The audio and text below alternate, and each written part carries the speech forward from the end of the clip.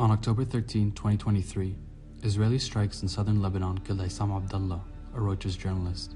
The attack injured 6 other journalists from Reuters, Agence France Presse, and Al Jazeera. I will always remember his wit and his humor. He was the dynamo of the press scene and of Reuters in general. ما بعتقد في حدا مهضوم أكتر من عصام. ما بعتقد في حدا supportive أكتر من عصام.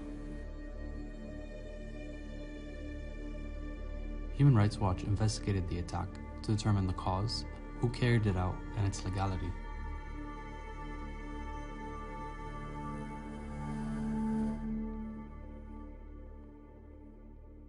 I don't know what justice looks like. We lost someone, and he's not coming back. And Christina, her life will never be the same. I don't know how you replace that. For me, justice, the only type of justice that we can get now is accountability. Visual evidence suggests that Israeli forces targeted the journalists who were filming at a known live position far from military targets. The attacks were likely deliberate and an apparent war crime. We were a group of 7 journalists, all wearing press vests, all wearing helmets, with cameras, with 3 live feeds for 3 international agencies. And we were hit twice directly in a matter of 37 seconds. The digital investigations team at Human Rights Watch verified 49 videos and dozens of photos from before, during, and after the incident, analyzed satellite imagery of the area, interviewed witnesses, and consulted with arms and audio experts.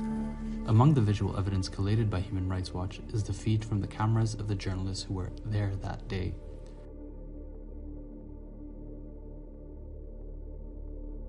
Just before 5 p.m. on October 13th, the 7 journalists from Reuters, Agence France Presse, and Al Jazeera congregated in Al-Mashab in southern Lebanon, roughly 1 to 2 kilometers from the Israeli border.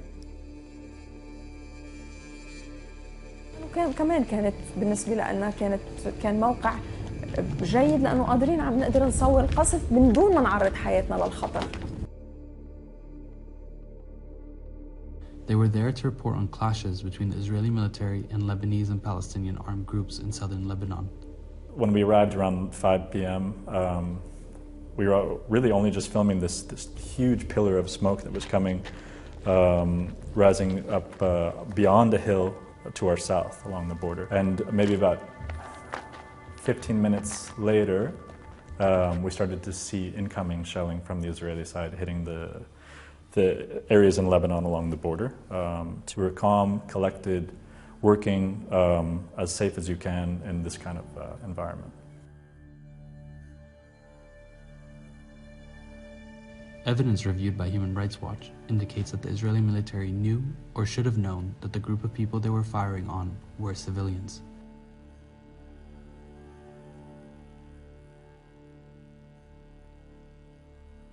Around 5:54, Eli Brechia, an Al Jazeera journalist, took a selfie with Isam Abdallah, the Reuters journalist, with the sun setting behind them.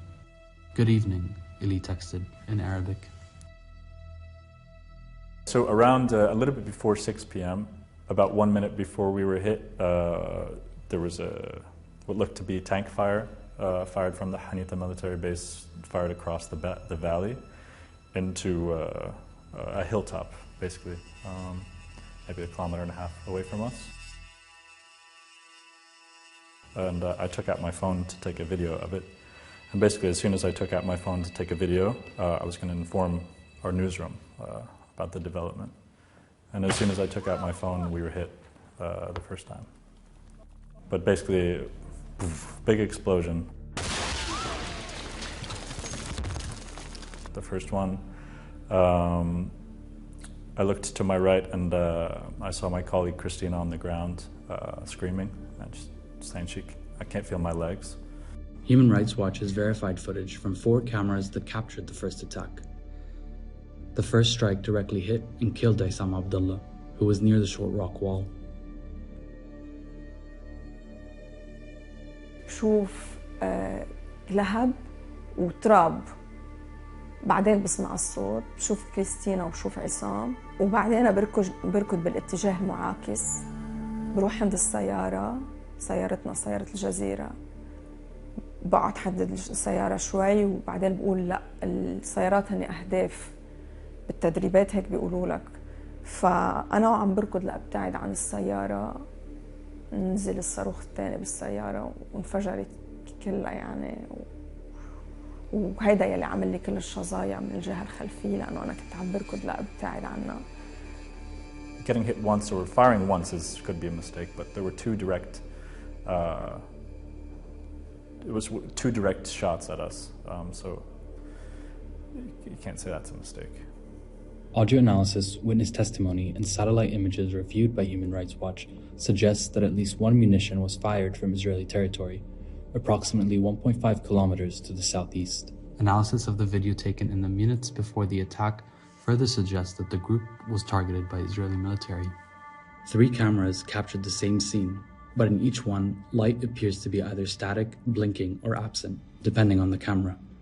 Experts said this could suggest the use of infrared targeting or range-finding technology, suggesting that the Israeli military was actively observing the journalists and proceeded to target them. We lost a colleague. My colleague has life-altering injuries, and I want to know who pulled the trigger. واليوم نحن بكره رح يجي اكيد حدا غيرنا.